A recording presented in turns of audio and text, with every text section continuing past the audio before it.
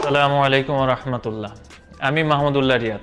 জাকির আলীর জন্য ফাইনাল খেলতে পারেনি বাংলাদেশ। ভক্তরা অবশ্যই জাকির আলীর সঙ্গে ঠিক কাজ করেছেন। ভক্তদের পক্ষ নিয়ে এবার লাইভ এসে একই বোমা ফোটালেন মাহমুদুল্লাহ রিয়াদ। বিস্তারিত জানতে ভিডিওটি না টেনে সম্পূর্ণ দেখার অনুরোধ রইল। গ্রুপ পর্বে 3টা ম্যাচের ভিতর বাংলাদেশের 2টা জয় ছিল। সুপার 4 নিশ্চিতও হয়ে গেল। 2টা ম্যাচের ভিতর যে কোনো 2টা জিতলেই ফাইনাল খেলা নিশ্চিত হয়ে যাবে বাংলাদেশের।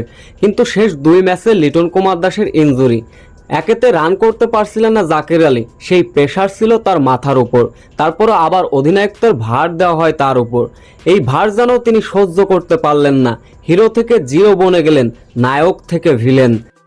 শেষ ম্যাচে পাকিস্তানের বিপক্ষে জয় দরকার ছিল বাংলাদেশের, যদি কিনা ফাইনাল খেলতে হয় টাইগারদের। সেই ম্যাচে তো পারফরমেন্স আবারও করলেন না, উল্টো দলকে নিজ দায়িত্বে হারিয়ে দিলেন জাকির আলী, যার ফলে ফাইনাল খেলার সম্ভাবনা শেষ হয়ে যায় বাংলাদেশের।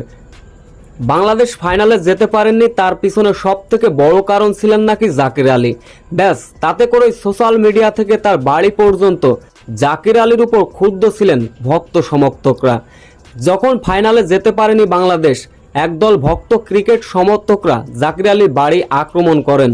সোশ্যাল মিডিয়ায় একটা ভিডিও ভাইরাল, যেখানে দেখা যায় জাকির আলীর এমন পারফরমেন্সের কারণে তার বাড়িঘর ভাঙচুর করেছে একদল বাংলাদেশ ক্রিকেট ভক্ত দল।